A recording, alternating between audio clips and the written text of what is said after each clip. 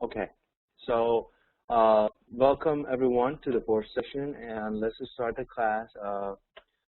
Business strategy session number 4, and here we have interpreting industry analysis. So by that, what we mean is like different industries. When you are going to run a business or conduct a business, you would always try to analyze whether the industry that you're going to is an attractive or not attractive industry that you will work for. So there are different aspects that make an industry attractive or unattractive. So we talked about suppliers and buyers. If we said if they have a strong position, that will sort of undermines or brings down your power as the one who does the business, because those would be the guys who tell you what to do and what not to do. So when you have suppliers and buyers who are very strong, that's one of the factors or indications that shows that the industry would not be that attractive. Then low entry barriers. So basically, we talked about entry barriers, how certain rules and regulations stop people from doing and conducting a certain type of business. Let's say if you are running in a steel industry, in certain countries, the steel industry is exclusively given to certain type of people, and to get those certifications or benefits of being able to run those businesses, it's very difficult. So that would be considered a very high entry barrier. But if there is no barrier and everybody can enter the market, that will be not very attractive industry. Then strong threats from substitute products. So then also, if your product is unique and then there are no other substitute for that product, then you would have some benefits over or advantages over the products. But if you don't have that much of, if you have a lot of substitute products, then your industry will be unattractive. So that's also one of the factors that makes an industry unattractive. And then intense rivalry, among competitors. So when we have intense competition going on, that also makes the competition kind of tough, and it's difficult for you to conduct the business that you're conducting. So all these cases and examples are examples of an unattractive industry, and then we have low profit or potential for that type of industry. So that probably tells you, when all these factors are telling you that an industry is not necessarily very attractive, that's kind of a stop sign for you, whether you want to reconsider going into that industry or not. So that's one of the factors you would consider when you are trying to run a business. So far, are we clear? Everybody is following me? Any questions so far? Okay. You can write your questions like always in the chat box, or raise your hand and say your question. So I don't see anything here, so I would suppose that everything is clear. So this is on one side of the coin. On the other side is when we have the green sign. It's like the red sign is when you don't have any profit potential, but when your interpretation gives you an attractive industry, which is a green sign, which is a go-ahead sign, that means you have a good potential to get a very good benefit from doing that type of business.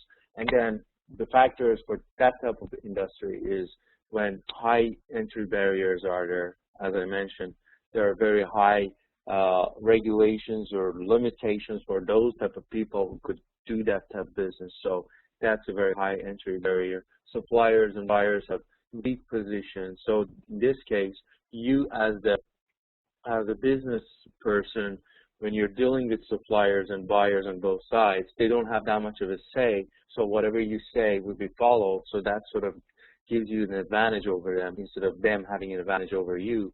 So in that case, it's a very positive sign.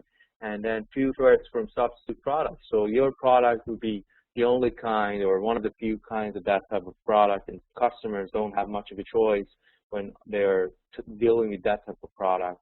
A good example would be for unattractive industry, a good example would be perhaps, let's say, a late entry to food industry. Nowadays, there are plenty of different type of food providers. So just to pick an example, I would say, let's say yogurt. Yogurt. There are so many yogurt companies. They have all different types, and if you're just coming in, you would have a lot of problems. But an attractive industry is like a high-tech industry, probably like CPUs and hardwares for computers.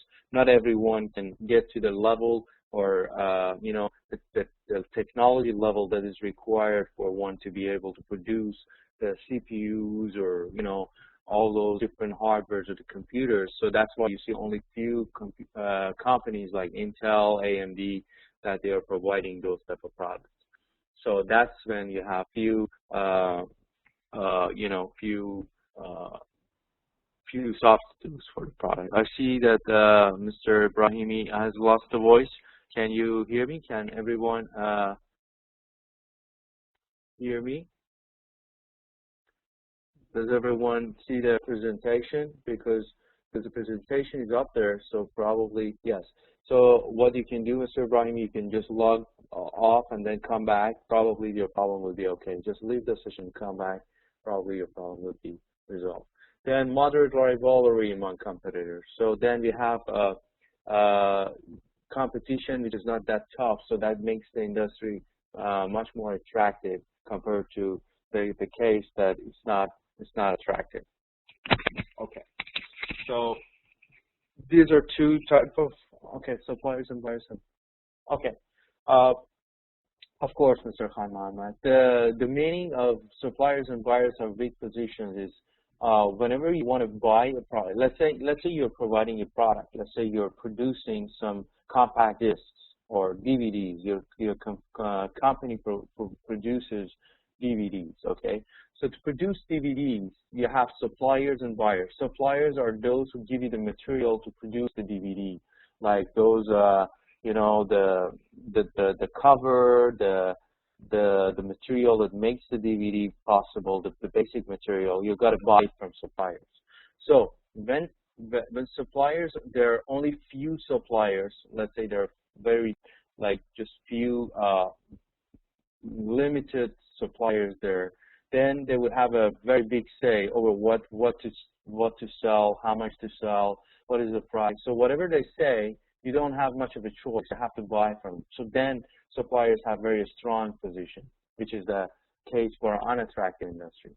But when suppliers, there are so many of them. So if this supplier doesn't meet your expected supplier and buy your basic materials from somebody else, so that's when suppliers have weak position. That means that they don't have much of a say because you could easily convert to another one, And then buyers at the same time are on the other end. When you produce the end product and you want to sell it to them, if there are only few buyers, if your product has only few buyers and you have to sell to those few customers, if you don't sell it to them or they refuse to buy it from you, then your business is gone.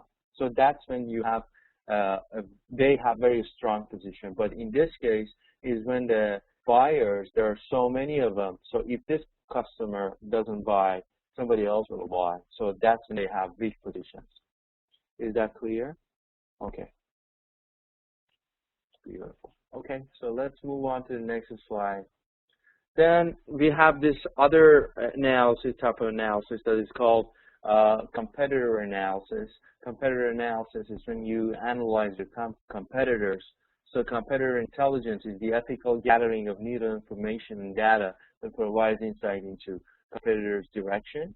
So competitors' capability and intentions, which is current strategy, a competitor's beliefs about an industry, its assumptions, and a competitor's capabilities. So basically what we're talking about is in today's business, when you're dealing with a business, basically you always have to gauge your competitors because nowadays everything can change in a matter of seconds, like Apple or some product might just produce a new product, and if you are in that business, you might be gone because people would shift into that type of product. Like what happened is there were these DVD companies that they would rent out DVDs and movies to people, and people would go and buy them. Rent them.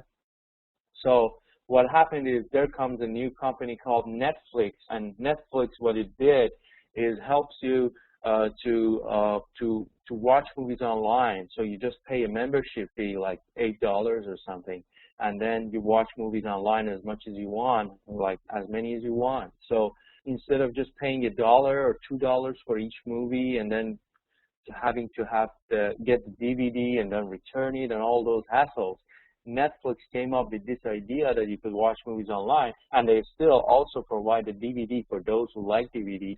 So what happened is, out of a sudden, very fastly, a lot of movie companies, they went out of business. Like the last one I just saw yesterday, they just closed. They used to have these machines that you would rent the DVD from, and they're also gone now. So what happens is just the new innovation in the product of this company, they made a huge change in the industry, so that a lot of companies went out of business. So that's how important it is to understand how your competitors are doing their business and where they're going. So future objectives is you got to know if you're Sony, if you're, let's say, Panasonic or some Samsung, they have to know what their competitors do. Like if you're working in a bank, like other banks have to know, you have to know what other competitors of yours are which direction they're going to.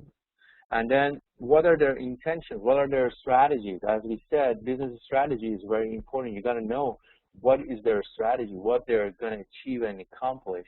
So that is also very important. And then their beliefs about that industry. So basically how people see and conceive of a business, that sort of determines how they will conduct that business. So understanding how a company thinks of a business helps the competitors understand the company better. As we said and we talked, the vision, mission, values of a company are very important in determining and creating the whole atmosphere in that company that makes the business possible and make it happen the way it's happening right now. And then their capabilities. What are their capabilities? How powerful they are? You know, where in market they stand and how they conduct their business. It's all important. So this is very important when you are running a business to be able to analyze your competitors and understand all these factors. So these are what you could list down and answer all these questions, and by answering them, you would get some direction for your own company. So just one pause here. If there's any questions so far, anybody wants some clarifications, please let me know. Otherwise, I'll move on to the next slide. Is everybody clear?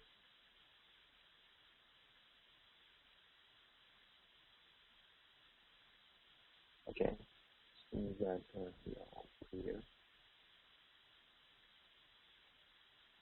Okay, so now we are just breaking down all these into small bullet points. That's what I suggest to all of you when you are doing some analysis, business strategy, marketing strategy analysis. Please make sure that you will be able to put it down and break it down into small chunk sizes that you could understand and you could you could answer specifically. So we set future objectives. What do we mean by that? So some examples you could bring up is, how do our goals compare with our competitors' goals? So you see, just breaking down those bigger concepts into smaller, manageable questions that you would answer. You know, so how do our goals compare with our competitors' goals? So basically, answering that question will help you to sort of gauge yourself and understand where you stand compared to the competitors. Then where will emphasis be placed in the future? So it's all futuristic questions that you would ask. First, your goals. How are your goals compared to the other companies? And then where is the emphasis on the future? Let's say certain companies, like a good example is Apple. The focus on Apple is on innovation and advanced technology. So that's why they're moving so fast and they're changing tremendously every single second. They come up with a new product every month or every other month. They're like new software every day, I would say. So that's how the company is emphasizing their on their future. So if you are going to sort of compete with Apple, and if you're a company, so you would understand how the emphasis is placed in Apple. And then what is the attitude towards risk? So that is also very important. You know, there are a lot of companies nowadays that they are risk averse and they don't take that much of a risk. So that is very important to know how much risk averse a certain company is, and how much you are going to take risk. So that is also very important. So then the current strategy, we said, okay, we break it down in small chunk sizes. How are we currently competing? So that would, answering to that question is how we are competing. What are strategies we are using currently that would make make changes and make everything possible doing the business. And does this strategy support changes in the competitive structure? So basically answering to this question is sort of a understanding for you to be able to move on or change and amend, because sometimes you're using a strategy competing with a company and it's not helpful. Okay, I see here that Mr. Akmal has a connection problem. Does everybody can hear me now, or it's only Mr. Akmal's, right? Can everybody hear me? Can you confirm with me? Okay. Yeah. So I would suppose it's yeah. I see Mr. Akmal's phone is. Whenever you come in and log into the class, just make sure you activate your voice conference so that you would be able to hear and also speak. So, and if it doesn't work, you'll always log off and then come back. Yeah.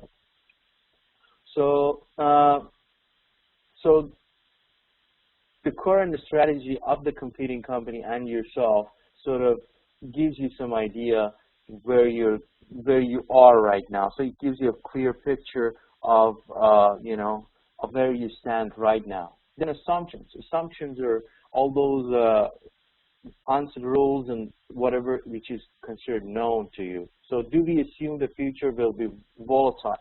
So first, there are certain type of businesses that they don't have that much of a volatile kind of business. Like there are certain type of business, like let's say food industry. For a long time they were sort of very stagnant and same over the years, but it has changed a lot and now it's volatile. So I would say most of the businesses are going toward a lot of changes and turbulent environment, but there are still some companies and some industries that are still not as fast-paced as other industries. And then are we operating under a status quo? So that sort of entails or discusses the fact that are we where we are supposed to be. So status quo, by that we mean that are we comparably to other competitors, are we in the game, because if you're not under status quo, you're out of the league, and then you're not doing efficiently enough to be able to compete with those other competitors. And what assumptions do our competitors hold about the industry and themselves? Also, so assumptions are like the onset thoughts about certain facts. So it's good to know what the companies think of themselves. So like the other competitors of yours. And then capabilities are what are our strengths and weaknesses, and how do we rate compared to other competitors. So capabilities is like a lot of SWOT analysis, like weaknesses and strengths.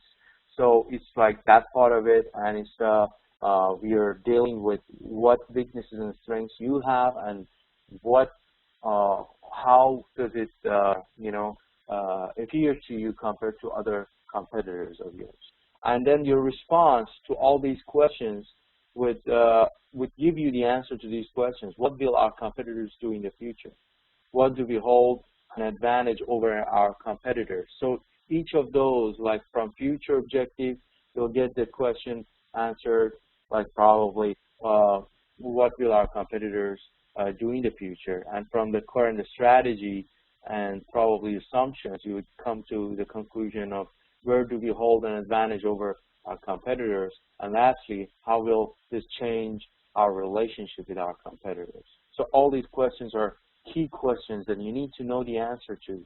So if you're running a business, it's very good to ask yourself questions time from time, and be specific for the questions that you ask, and make sure you get the right answer to those questions, because answering those questions helps you understand if you're doing your business, conducting it correctly, and gives you also a perspective to move forward.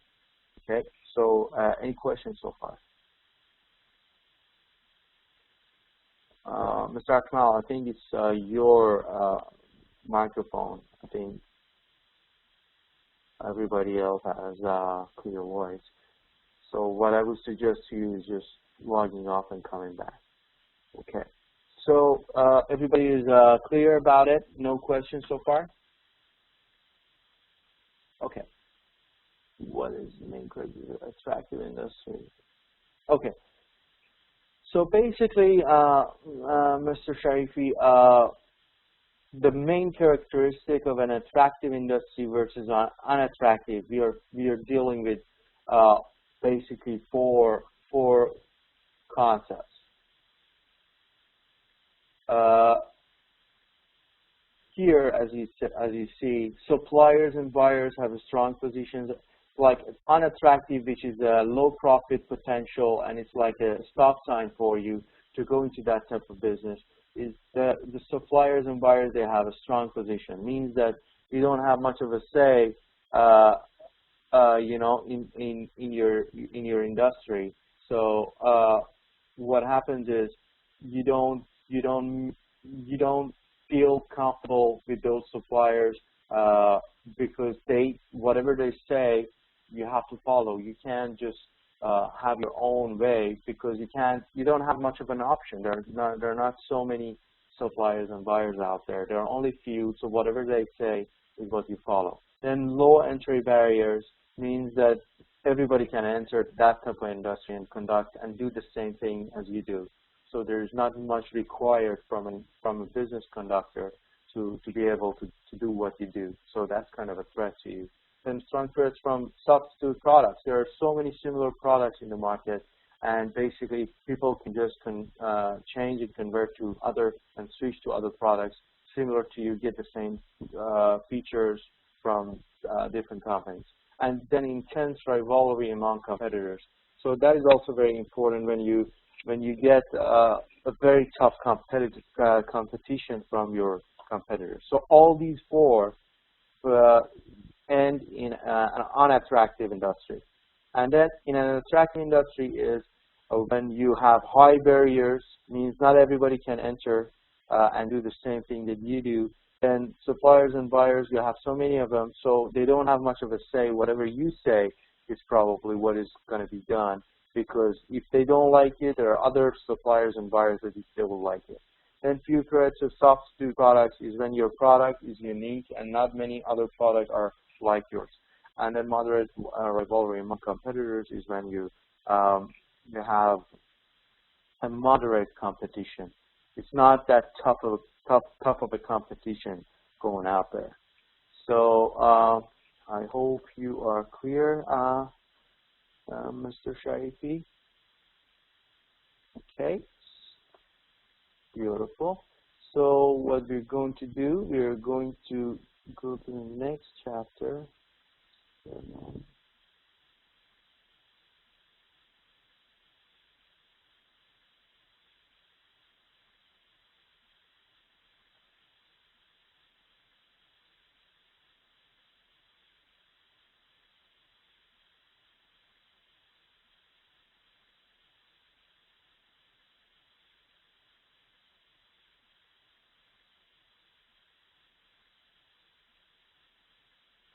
Okay. So we did cover the external analysis of the companies. Now we are talking about internal analysis. So I would like to refresh your minds about external and internal. We talked about SWOT analysis. We said how important it is. And so external analysis is for the opportunities and threats because it's like outside your company. And then internal, we are talking about the strengths and weaknesses. So the company's resources and capabilities. So you're talking about inside the company now. We covered the outside, what sort of influences from outside, and now we're talking about inside, like inside your corporation, inside your industry, what is that is influential. So you're talking about your own company now. What is from within that is important. So that's a very important understanding that I want you all to be following me, because it's very important to be able to differentiate from internal and external, because it happens a lot of time that people would get confused for external influences. They confuse them with internal ones. You got to be able to separate internal and external, analysis. So then again, we come back to the topic of competitive advantage. Firms achieve a strategic competitiveness and earn above average returns when their core competencies are effectively acquired, bundled, and leveraged. So by that we mean competitive advantage is basically it has to become something tangible, something graspable, something that you could easily be able to attain. So you need to get above average returns when you come core competencies. And core competencies, we discussed that in the first few sessions, that it's what basic benefits your products have that are the reason that your buyers buy those products. So when those advantages are all effectively acquired, let's say you are a company, you're just opening up, you need to acquire some core competencies for your products and services. And then you need to be able to bundle all these core competencies together and come up with a new version that is good. And leverage by that it means that it sort of blends in the market, and it's like a balance, by that it means that it's not that some part of your product is great and some part of it is problem. So we have something balanced and leveraged. And then over time, the benefits of any value creating strategy can be duplicated by competitors.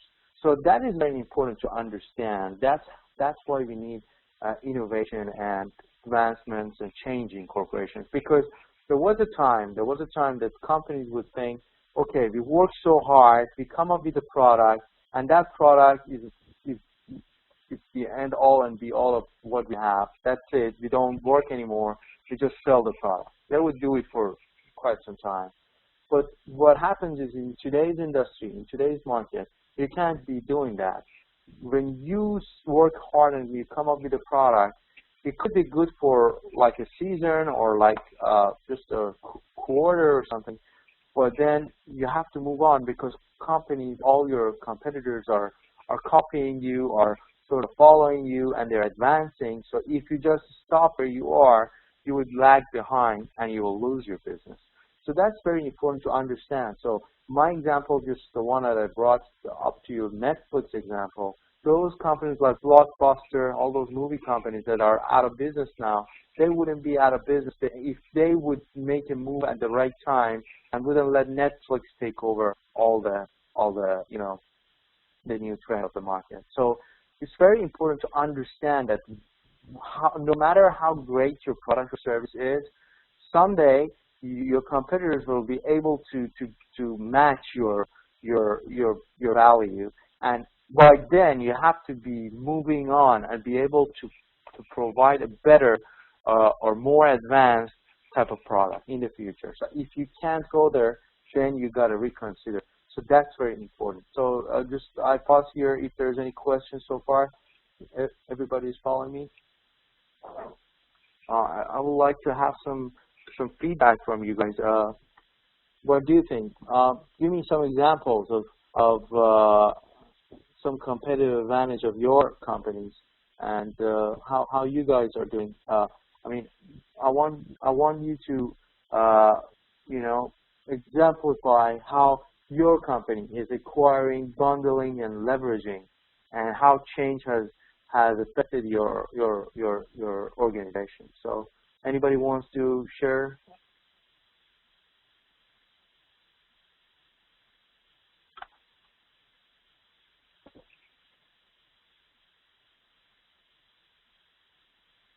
Anybody wants to share an example of your company or your organization? Is everybody following me? Are you hearing me?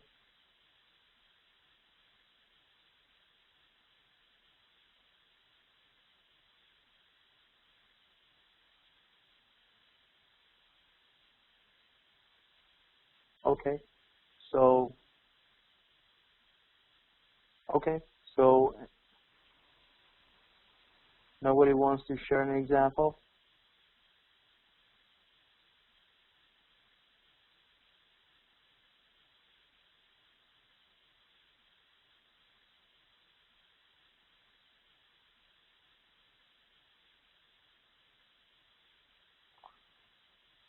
Okay, acquired, bundled, and leveraged. As I said, acquired is when, let's say, you're making a company or making a product in your company.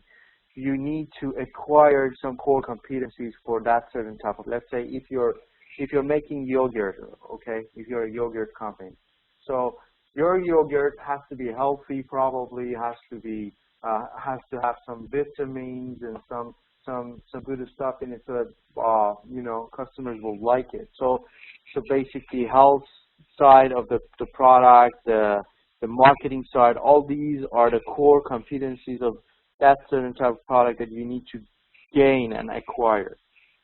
And then your final product is a bundle of these core competencies that you acquire, and then sort of you know, put it on the shelf.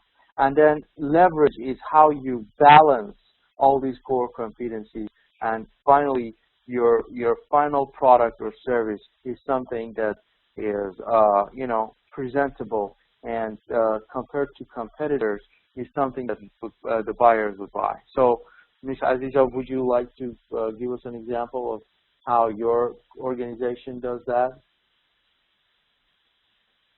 How do you, in your company or organization, acquire, bundle, and leverage a certain type of product?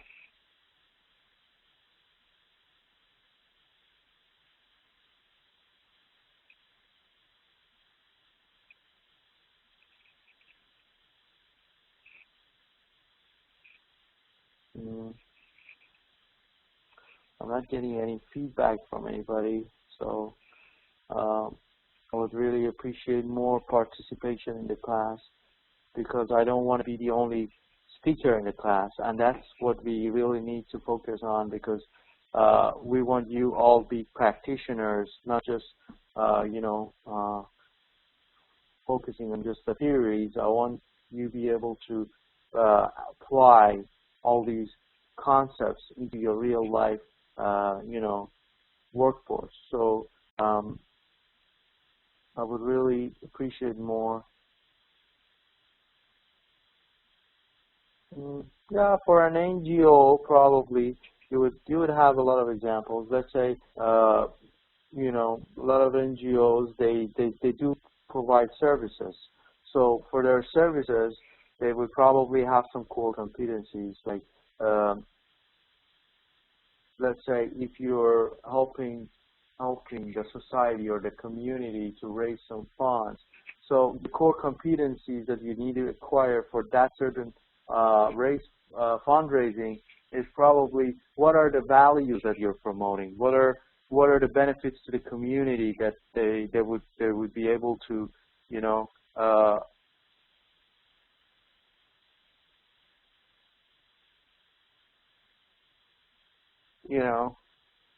so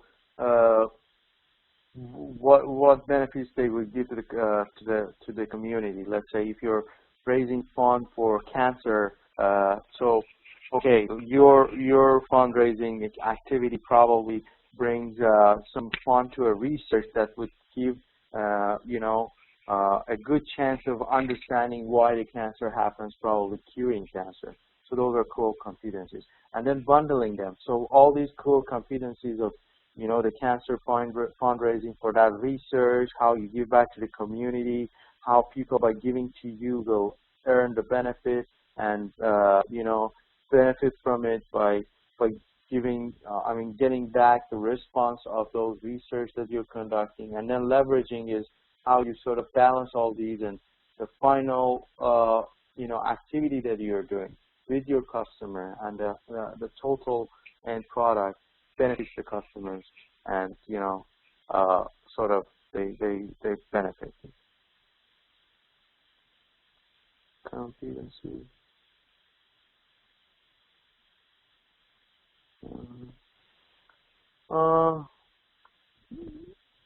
There are, Mr. Barak, there are some competencies in government and private sector. Nowadays, a lot of times you see a lot of private companies, they come and provide what the government is doing.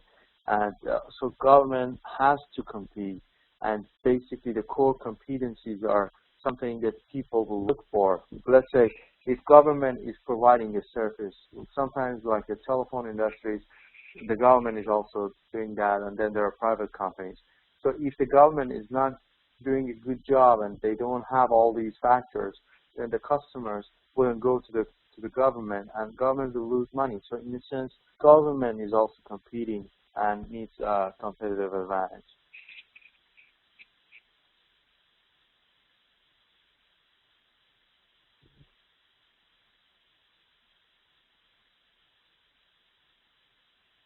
Okay, leading direct marketing skills.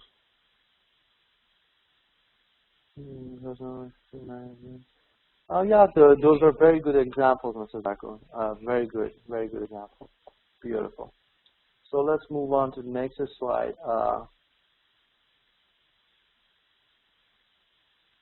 Horticulture.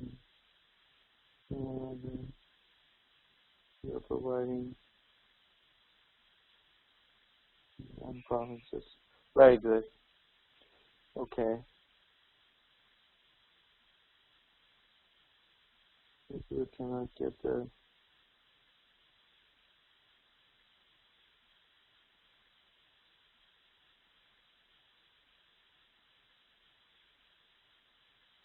high salary for stuff. Yes, that's a very good example. Very good example, Mr. Ibrahim. Okay, Mr. Nazari, you want to say something about competitive advantages? Please go ahead.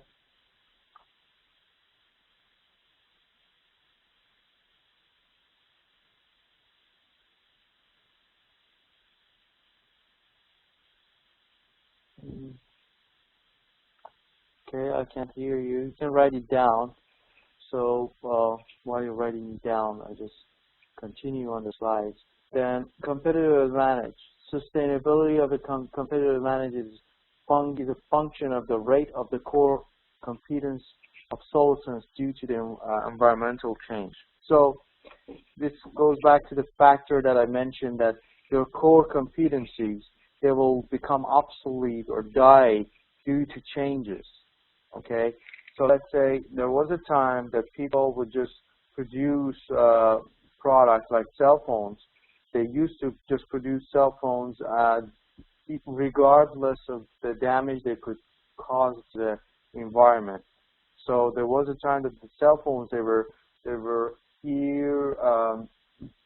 not sort of, disposable, or they would not be able to, get disposed or, get back to the environment. So that was a big challenge. So because the environment is changing, and now like the industry is changing and we are moving toward green technology and everything, people want to make sure that the product doesn't damage the environment. So there was a huge change in that type of industry. Now we see that a lot of cell phone companies, they have to just kill some of their product lines and change their cell phones because they were not good enough for the environment. So that's probably one of the factors you could just consider for that as an example. Then the availability of substitutes for core competencies. So basically, we are talking about sustainability, how we can keep on and hold on to our competitive advantage. So then that also something is for you to consider, that when the available substitutes are there for you for your product, then it's very difficult for you to sustain and hold on to your competitive advantage. And then the difficulty competitors have in duplicating or imitating the core competence. So that is also important, how difficult it is for companies to follow you, to copy you, and do what you do, and just imitate you. China has been doing it a lot, like a lot of big products and major products, like different brands and branded items. China will do a rebrand, non-genuine product, looks the same. So it's very, very difficult for the companies that they get that. Like there are certain brands like Gucci or different type of costumes or purses or shoes that the China just makes a rebrand and no name. It looks exactly the same. Of course, the quality is not as good, but that sort of hurts a lot the industry. So you got to make sure that your product or service is something that not other corporations would not be able to easily copy. So that is also very important. Okay. So here I see changing brand positions for refined customer growth. Yeah, that's a very good example. And Mr. Nazari, please go ahead and tell us what you have in mind.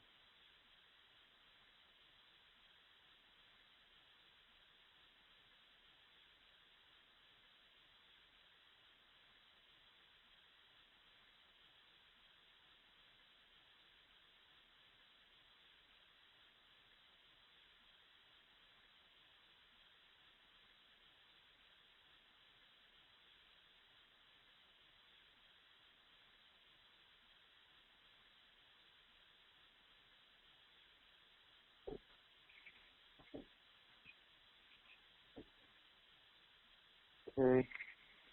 I don't see it down there, and they're not speaking it up, so I'll wait for you. I mean, you can just write it down there, and we will be able to see that. So make sure that you write it down for us whenever you want to share this. So far, I would presume there is no question because I don't see any questions written down there and no hand raised. So just let's move on to the next slide. Okay.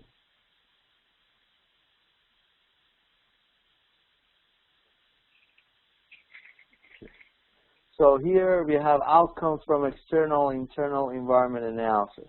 So here is very important to understand what we are getting, because basically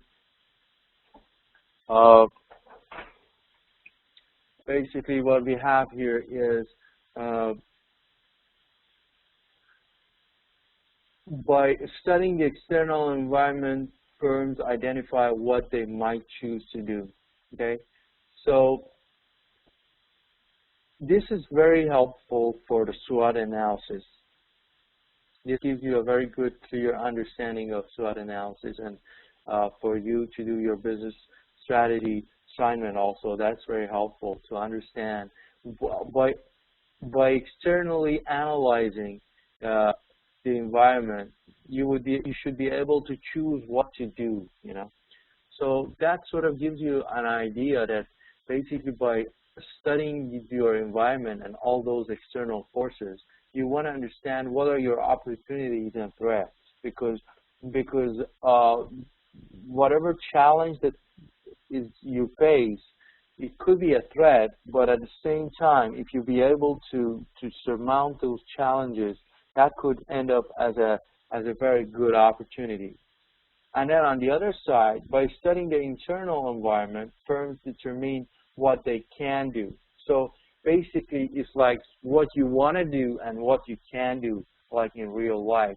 So these are like two different analyses that you need to do at the same time, like concurrently and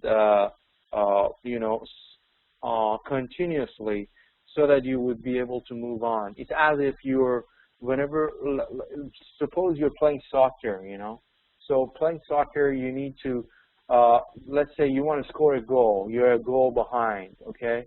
So then, so what you want to do is the force is like your opposite team is one point ahead of you. So that's where you want to go. You want to score a goal. But what you can do is probably do some anti-attack and probably, score some goals by using some strategies. So what your resources and capabilities and competencies are helps you to be able to examine all those opportunities around you and then, get where you want to go. I heard somebody talk. Do you have any question? Do you want to say something?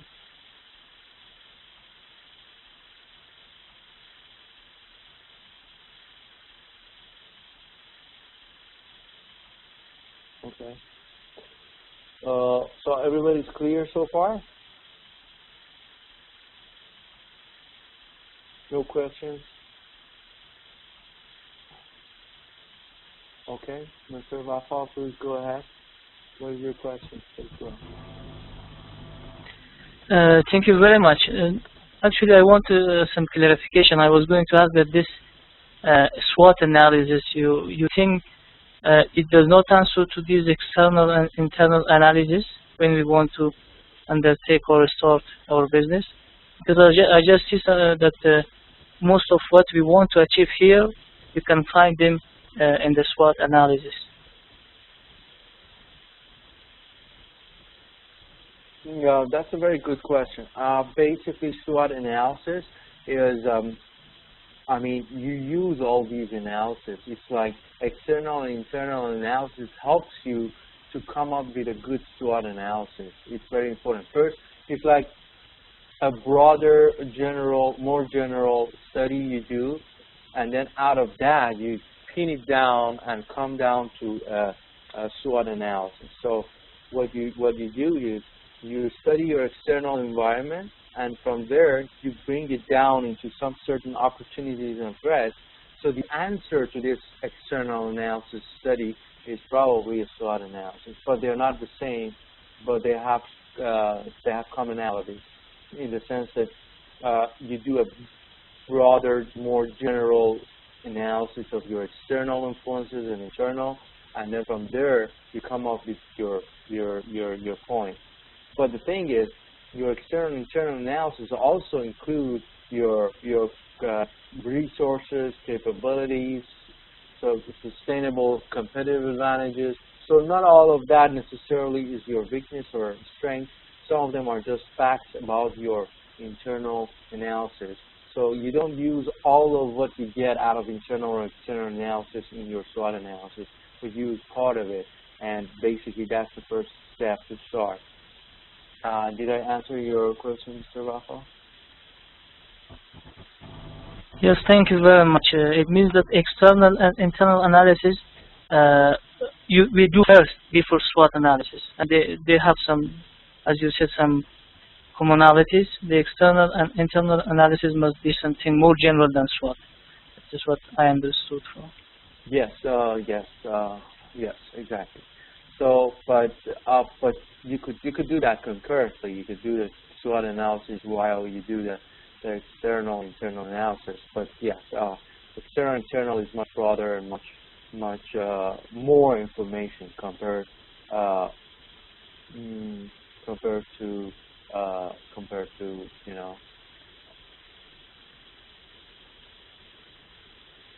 each other. So as Mr. Barr says, they are the same. Some parts of them are the same, but they are two different factors. I mean, external, internal analysis, you're analyzing every single factor externally and internally, and then For SWOT analysis, you're just pinpointing it down into opportunities, threats, and then for strengths and weaknesses. So not every single fact about your company is necessarily a weakness or a strength, and not every single fact about the environment is necessarily an opportunity and threat. It could be just some facts. So that's where you need to be able to, differentiate between information and knowledge. You need to be able to use the information in a directed way. So that's probably good for me. So the context of internal analysis, let's dig deeper into internal analysis. Effective analysis of a firm's internal environment, learning what the firm can do requires. So basically, what do we require? What do we need when we want to do, internal analysis? So fostering an organization setting in which experimentation and learning are expected and promoted. Okay, so that's very important. It happens a lot that companies, they just say, okay, we want to do internal analysis, we welcome internal analysis, but then happens that the staff and the people who work for the company want to do it, they're not necessarily encouraged to do it, or probably they're discouraged sometimes. So that's very important to be able to differentiate and, be able to create that type of environment in your company. If you are into welcoming internal analysis and you want to really benefit from it, you need to make learning and experimentation a habit in your corporation. You need to welcome changes and suggestions. Let's say if you're telling your staff, okay, let's do some analysis, about our corporation, and when they come up with suggestions and ideas, you wouldn't like it, and you sort of ignore or disregard what they say. It's not what you are saying then. You're not doing what you're preaching. Then using a global mindset, it's very important for you. When you do an internal analysis, of course, you're focusing on your company. But keep that in mind that you are dealing with bigger corporations. You are dealing with much broader markets globally. It's not that just that local market that you're dealing with. It's like much bigger and huger than what you're dealing. So have a global mindset in your mind when you're doing an internal analysis. Then thinking of the firm as a bundle of heterogeneous resources and capabilities that can be used to create an exclusive market position. So also think of that, firm that you're dealing with as a bundle of different resources and capabilities that you use to place yourself in the market and do something in the market. So don't just exclude yourself from all those resources that you're using and all these different types of products and services that you're offering. Be able to think of all these that you do as a bundle, as a sort of harmonious, of course different, but in a sense together kind of package. Don't just focus on a certain part of your company and disregard the rest. That's what it says probably. Okay, if there is no question, let's move on to the next slide. Are there any questions so far? Everybody's following? Everybody's good?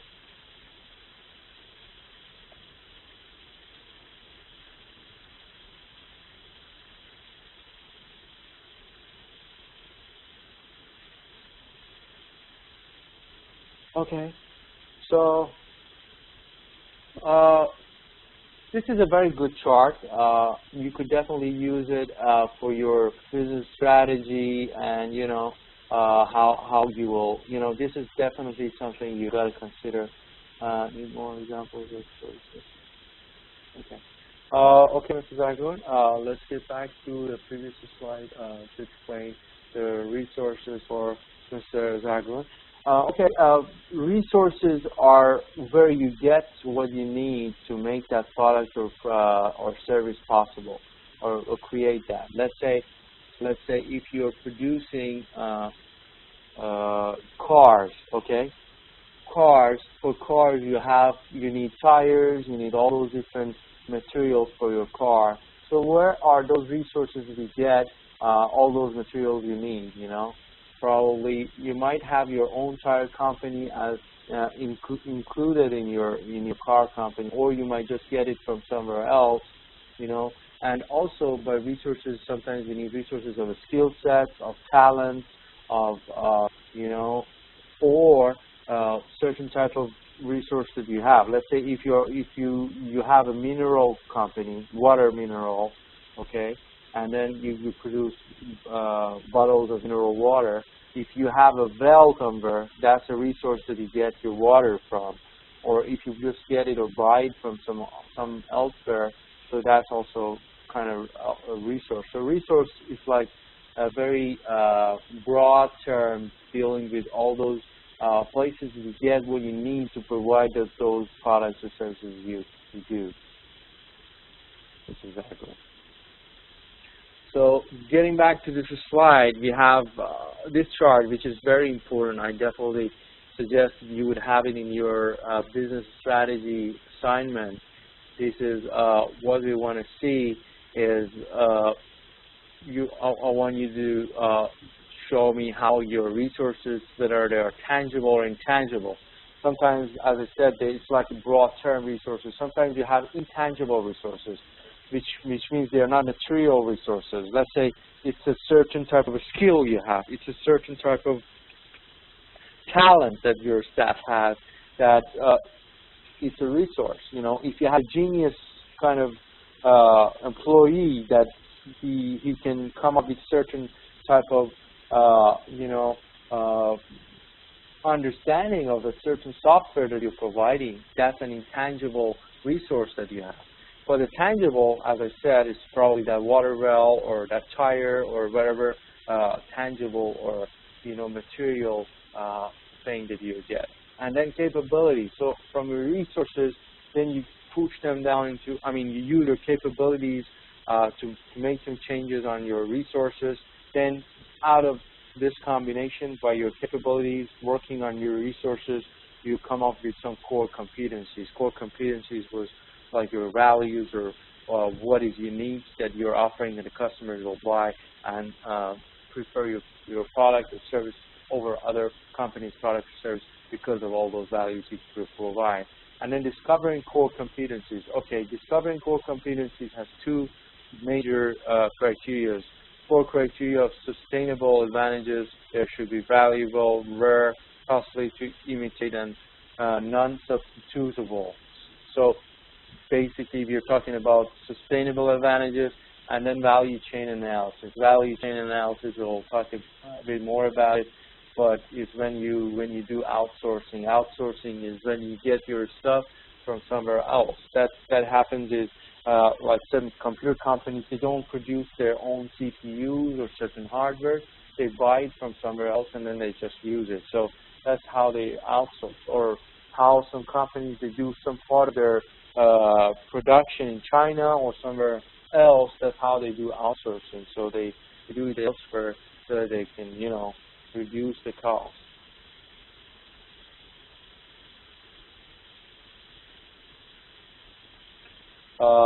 Yes, Mr. Wafa, it's your group project is what you need to submit at the end of the course, and I extended it for 1 week after the last session. So the week after the last session is when you submit your final group project. So discovering core competencies, discovering them, and then so all of these will give you some competitive advantage and then a strategic competitiveness. So your goal, your end goal, where you're going, your roadmap is supposed to take you to a strategic competitiveness, something that makes you competitive and give you advantage over other corporations. So far, has anybody any thoughts, comments, or questions that wants to share? Please go ahead. I don't want to be going very fast. If you're not following me, please let me know. If you have any questions, you need any more examples, or you want to share your examples, please go ahead and pick it up. I really encourage you to participate in the class. That also helps your scoring, because class participation is very important, and I really need to know that you are able to understand the concepts and you are able to apply it immediately into your industry. Because don't forget, the main reason of taking the MBA class is not just to understand certain theories and then just go home and do whatever you're doing. Is for us to be able to use these concepts and apply them to our business or career or everyday practice. So it's very important to be able to use this on the spot. So any questions, any part that you don't understand, or you need any more clarification, or probably you want to give me some examples of how you apply those theories into your corporation. Okay.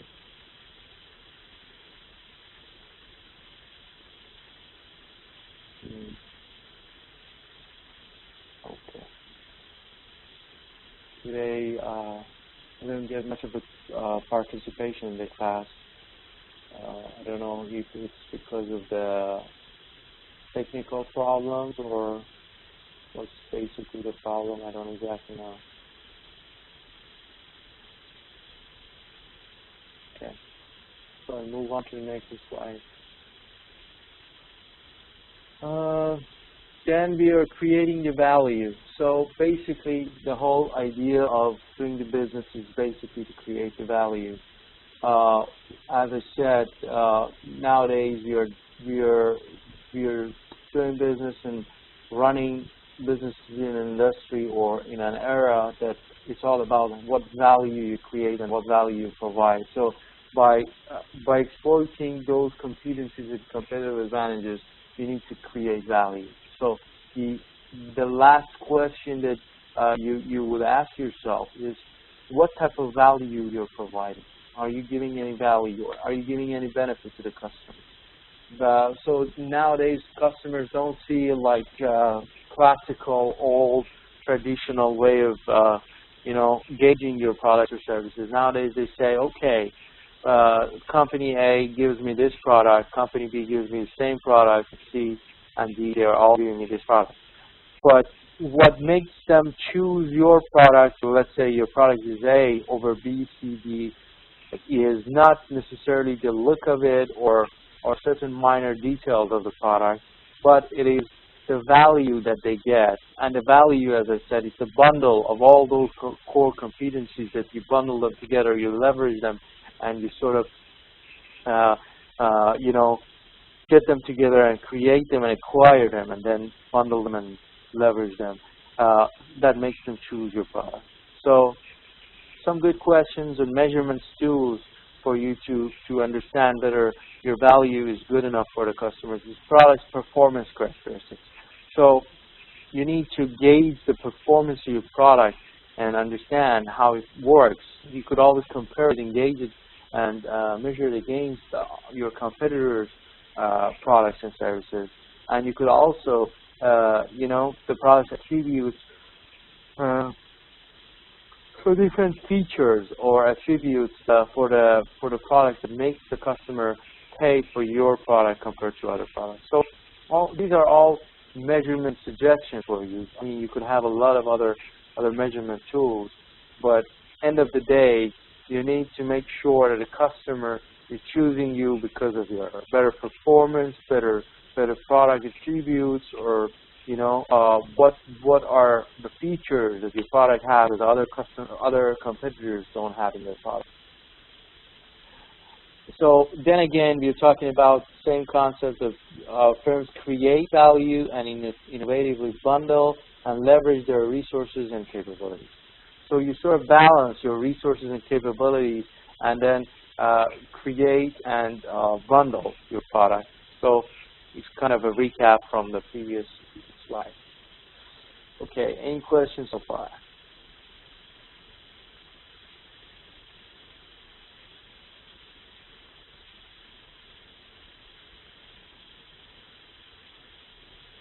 No questions?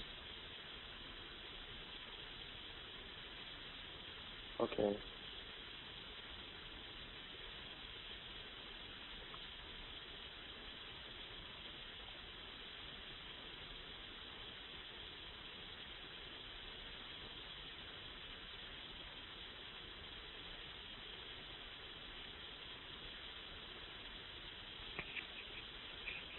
So creating competitive advantage. So then we are going through all those, the roadmap that I showed you. We are going through each and every one of them. Creating competitive advantage is core competencies in combination with product market positions are the firm's most important source of competitive advantage. So core competencies and your market positions, they are the most important sources of competitive advantage. So we talk a lot about competitive advantage and the fact that companies need competitive advantage to be able to survive and be able to do good and be able to succeed and excel at a company. But what we exactly mean by competitive advantage is your core competencies and your product market position. So these two are one of the major sources of your competitive advantage, which means that your core competencies and your product market positions are one of the ways to get your competitive advantage.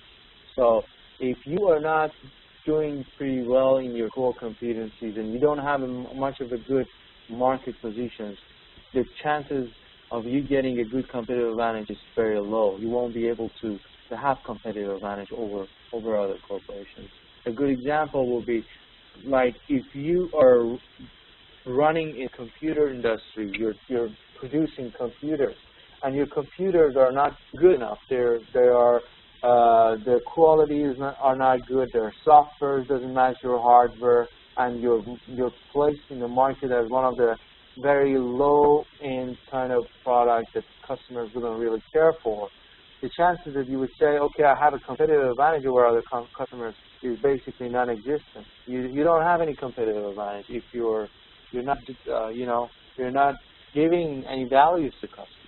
Then core competencies of a firm, in addition to its analysis of its general industry and competitive environment, to drive its selection of a strategy. That's very important because, as I said, strategy is basically a tool for you to make changes or make things happen. So core competencies of a firm plus the analysis, general industry competitor environment could help you to determine what exactly your strategy should look like, what kind of strategy you need, and how you would strategize your company. So that's probably something you would consider when you're dealing with writing your strategy. That also is very important in your final assignment, because the corporation or the business that you choose, you gotta understand that your strategy should come out of or be derived from all these core competencies and analysis. So you can't just say, okay, this is our strategy, and it's totally irrelevant to your core competencies. It should come from it. So it's like it's the result of all these. So it's very important. So some people think that, okay, then let's do some strategies, and they just try to use strategies from outside, and basically they forget that the strategies are supposed to be derived from the core competencies of the firm. That's why strategies from outside don't necessarily work for companies. You need to understand that how strategies should be the result or end outcome of your understanding of your company and the industry that you work for. That's why you can't just take some strategy that a company somewhere else used and just try to just use it. It's not a one-size-fits-all kind of thing. It's definitely a customized, analysis-oriented version strategy that helps the company. So for you as managers or CEOs, it's really important to understand that when you are trying to use a strategy or method to gain some competitive advantage for your company, make sure you understand your corporation, your company, your business, your NGO, and make sure you have the right analysis of your data, of your facts, and that helps you to write a good strategy. Otherwise, you would be puzzled and lost within all those different types of strategies out there, and there might be great strategies, but not necessarily for your company. So that's something for you to consider. I really like to get some feedback from you. Today the class is so silent, I feel I'm just talking to myself. Okay, Mr. Vapa, please go ahead. Thank you very much. Just to make an example and make sure that I understand correctly, we talk about this core competency and competitive advantage, and if I'm not mistaken, there was short discussion. Some of the classmates say that maybe this core competency is not relevant to some sectors, companies, or businesses. But I want to make an example and say that we have in our organization this core competency for each individual employee. The value that a particular employee has for the organization, or the particular performance characteristics of a particular employee, and against that we are being measured and we are being retained or we are being fired in our agency. True, but basically that's very true. The corporations and companies and industries and all the businesses, they get all their competencies from their employees and staff. But don't forget, we are talking about the overall competitive advantage or core competency of the organization. So, of course, every single person or staff or employee has certain benefits to the company, and that sort of helps the company to achieve or maintain or sustain their core competency. But what we are dealing with right now, and in our business strategy course, and also generally in business strategy overall, we don't necessarily mean just individual strategy or competency. What we mean is what overall strategy and competitive advantage the company offers, and that's a very I would say not correct thing to say that your organization, if it's an NGO or if it's let's say a government company, you don't have a core competency. That's totally wrong, because as you said, some people think like that. I think it's the basic understanding that core competencies and competitive advantage applies to every single business or government or entity. You know, I mean, if you want to survive nowadays, you have to have a competitive advantage, over your competitors. So it's very important to be able to find out what your core competencies are. So what you said is totally correct, that the staff and employees are the major role players in making those competitive advantage and core competencies happen. But end of the day, in your assignment and in your work environment and your business career, what do you want to do? You want to understand the overall competitive advantage of the corporation as a general, as overall, not just employees. Okay, Mr. Rafa, please go ahead. Yes, thank you very much. I got the main concept, and I just wanted to share an example of the core competency. And I agree that it is relevant and applicable to all businesses and entities. Mm-hmm. Thank you very much for more clarification. Beautiful. Thank you so much for sharing your idea in the class. I see something from Mrs. Argun. In creating competitive advantage, is there need to take in consideration all trends such as lifestyle trend, technological trend, economic trend, and government trend? Yes, for sure. I mean, you need to consider for creating a competitive advantage, depending on what you do and what type of product or service you provide. You need to you need to take into consideration all these different types of, approaches or responses you get from your product. So it's definitely necessary to gauge and study and analyze the technology, the economic aspect, and the government, and all those. So most of these that you mentioned here are external forces and also internal. So for your competitive advantage, we are dealing with your external and internal, analysis. So then, of course, there is a challenge to internal analysis.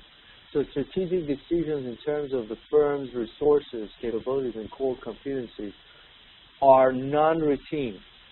It's not like when you use a strategic move, when you use some internal analysis and make strategic decisions, they are different decisions. For you to use a strategy, basically, you're not doing what you do every day. You're doing something different. So that's very important to know, because there is risk involved, and there is this concept of being able to make decisions at the right time, and being able to finish those decisions would be there, because there are a lot of times that we have great ideas and great strategies, but we never do them because we never make the decisions and commitment to make them happen. So the strategic decisions we make is the result and the benefit we get, not just having it in mind. That's very important. So it's not something you do every day. So it's a challenge. That's why, because you got to do something different from what you do every day, and it's not easy because the risk is involved. You're not sure if the result you get out of it is something good, because it's really challenging, and then have ethical implications. So by that we mean that there are ethics involved in all these strategic movements. Because there are sometimes that people or corporations, they decide to use strategies that are not necessarily ethical.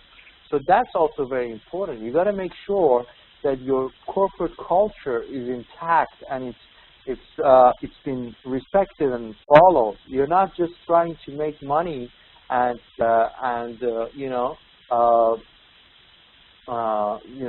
just do whatever it takes to do something. What you are trying to do is you're trying for not to violate your corporate culture. So you got to make sure your ethics and code of conduct is okay, and significantly influence the firm's ability to earn above average returns. So basically, the strategy you use could bring you down also, if it's the wrong move. So you'll lose that above average return. So that's a challenge to make sure that you make the right decision. So all these three factors that we mentioned here are some of the challenges that you face when you are, doing or making a strategic decision. So today the class has been still silent, so I'm going to give you a tougher assignment or task. I don't know. I really don't understand the fact that I didn't get any much of participation in the class. I would really encourage more participation in the class. So our task for today is on this slide. You see that we said that achieve a strategic competitiveness and earn above average returns, and then acquire, bundle, and leverage them. So I want you all to give me an example of how your corporation acquires, bundles, and leverages their strategic competitiveness. So just give me an example.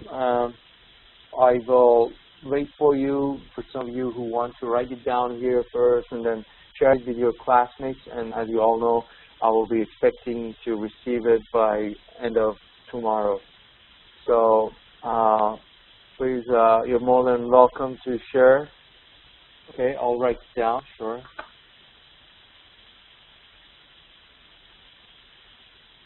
Okay, please give me an example of how your company organization, NGO, or whatever,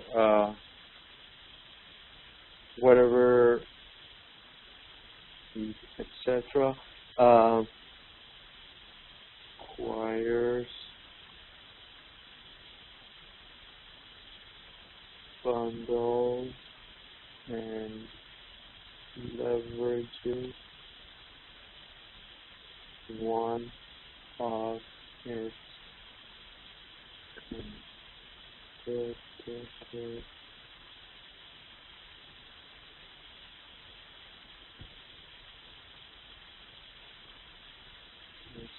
strategic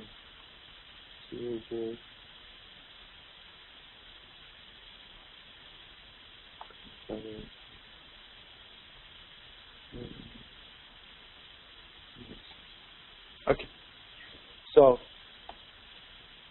this is your assignment. Just need an example. So please be specific about that strategic competitiveness that you were mentioning about your company, and let me know, walk me through how your company acquired that or gained that competency. So basically, if I may, leverages one of its strategic competitiveness, or basically core competencies. Because as we discussed, core competencies are one of the best sources of your strategic competitiveness. I understand that strategic competitiveness could be more of an intangible or more difficult to grasp. So feel free to use core competencies instead of a strategic competitiveness. So give me a core competency. Core competency, we said, is something unique to your company that makes your customers or users or whatever prefer you. So what is that you offer is better, okay? So just give me one core competency and then tell me how your organization acquired, bundled, and leveraged that.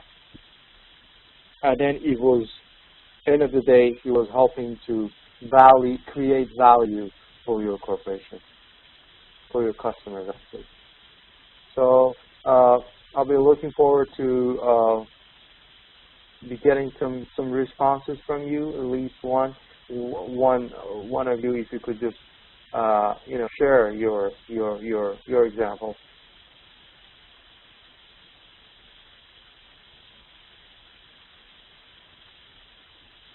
Okay.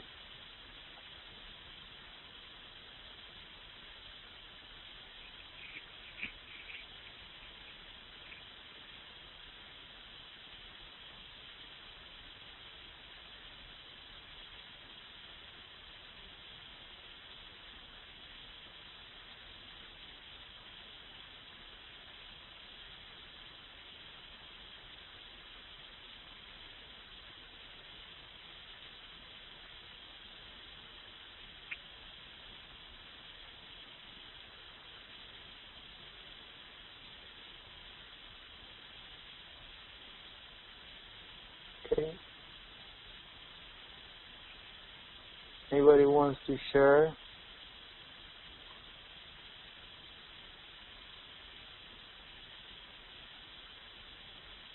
Anybody wants to share his or her example?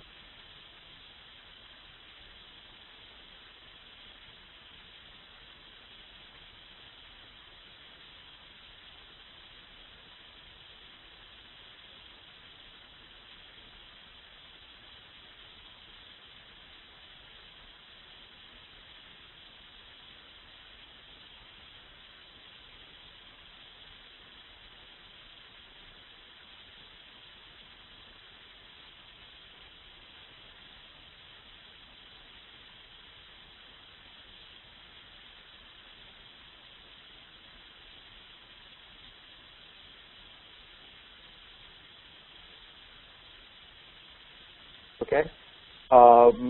Mr. Navabi, very good example. Okay, so that's your core competency. So tell us how your office acquires, bundles, and leverages them.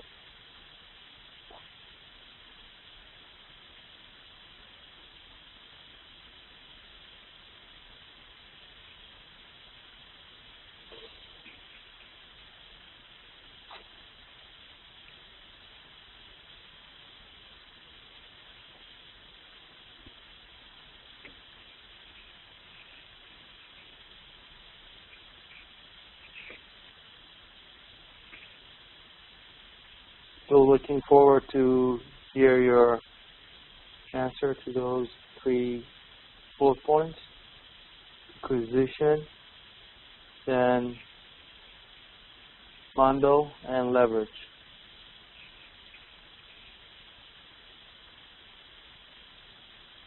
Through merit-based appointments, through professional staff. Okay, very good.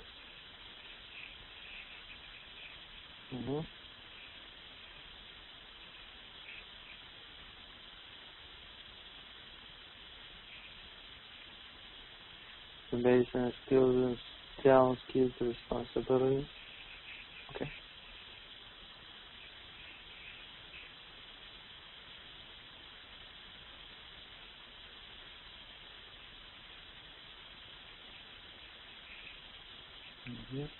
Okay, that's good. And how they bundle them? How they bundle?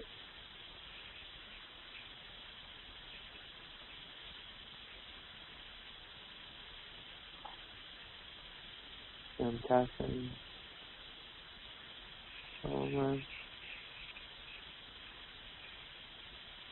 Okay.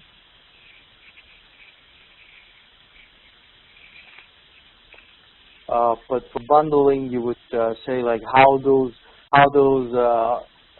competencies are bundled together, and they end in certain results. Like this and this and this together will be helpful to do that.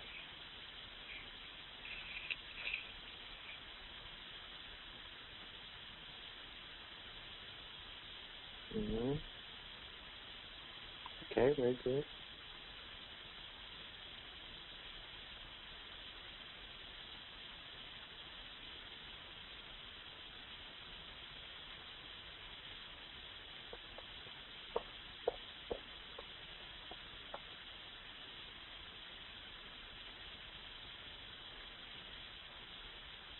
In accordance with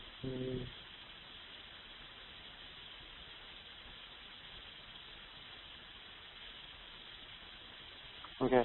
So here, by bundle, we mean that those core competencies are bundled together. So here, what we mean by bundling is how like certain core competencies work together. There are certain core competencies that are good together, and they match each other, and the end result would be something good that you would want to use. So that's probably what we want to say. So organization core competencies, developing gender balance in civil service. Very good. Let's mess it up. Okay, that's a very good core competency. So then, how do you acquire these core competency and unbundle them and leverage them? So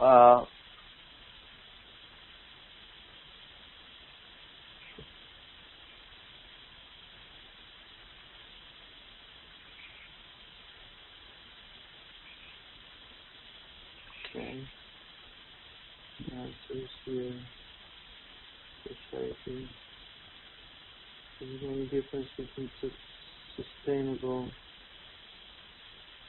core competencies and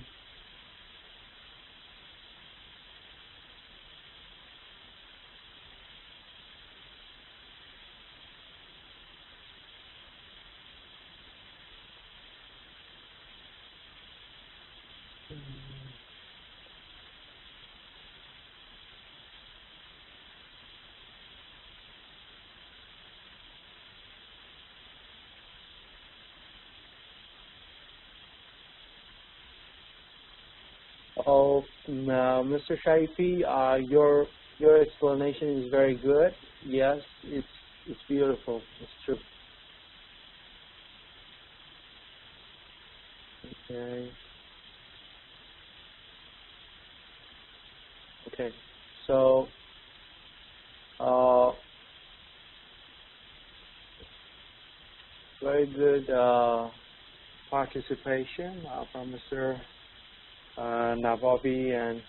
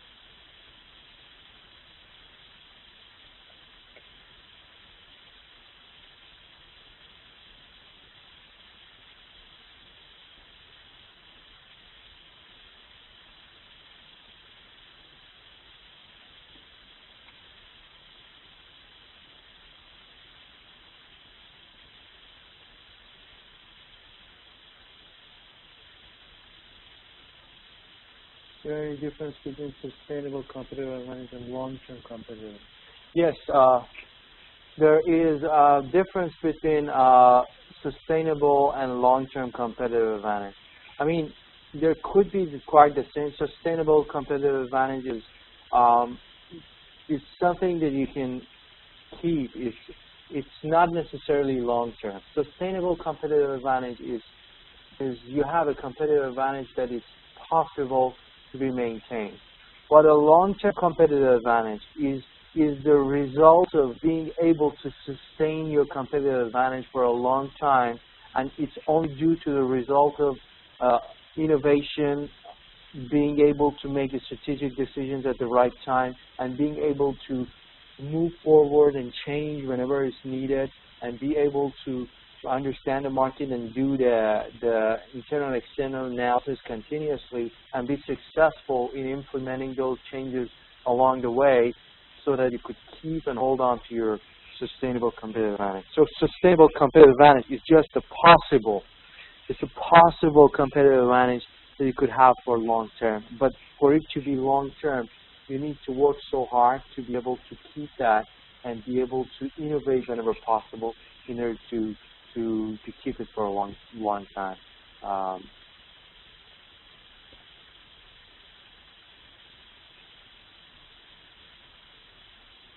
Sure, no problem.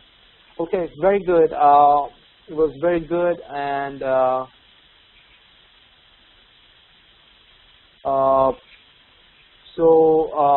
please email me your assignments, your tasks by next day. So as we discussed, there needs to be, there you go.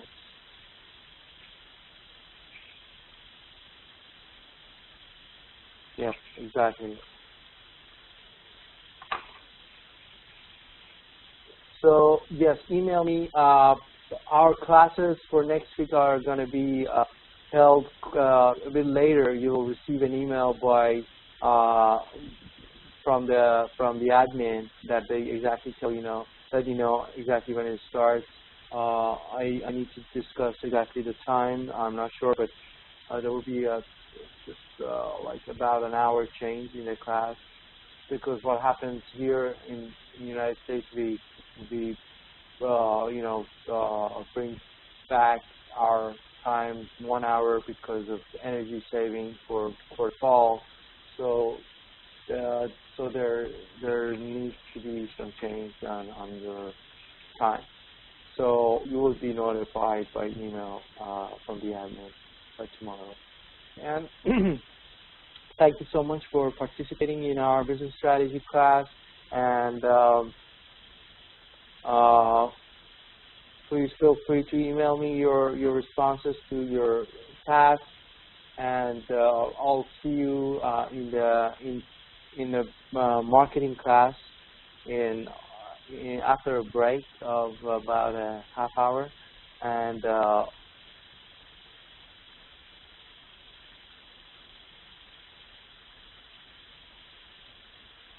means later. I think instead of, I think you started the class 6, so it will be 7, not 5, because for me to attend the class, it will be very early in the morning. So it's just keep on attending the class. Yes, 7. It will be 7. So you will receive that email from the admin. And so just email me your tasks, and I'll see you in the marketing class.